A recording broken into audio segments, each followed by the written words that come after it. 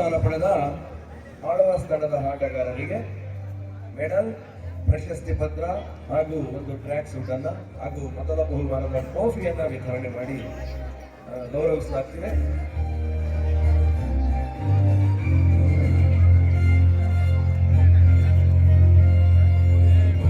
ಕರ್ನಾಟಕ ರಾಜ್ಯ ಖೋಖೋ ಸಂಸ್ಥೆಯ ಅಧ್ಯಕ್ಷರು ಹಾಗೂ ಖೋಖೋ ಫೆಡರೇಷನ್ ಆಫ್ ಇಂಡಿಯಾದ ಉಪಾಧ್ಯಕ್ಷರು, ಚಿತ್ತೂರು ಸ್ಪೋರ್ಟ್ಸ್ ಕ್ಲಬ್ನ ಗೌರವಾಧ್ಯಕ್ಷರಾದಂತಹ ಸನ್ಮಾನ್ಯ ಶ್ರೀ ಲೋಕೇಶ್ವರ್ ಸರ್ ಅವರ ಅಮೃತಹಸ್ತದಿಂದ ಬಹುಮಾನ ವಿತರಣಾ ಕಾರ್ಯಕ್ರಮ ನಡೀತಾ ಇದೆ.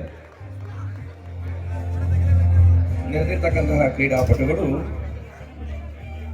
ಚಪ್ಪಾಳೆಯ ಮೂಲಕ ಆಟಗಾರರನ್ನು ಅಭಿನಂದಿಸ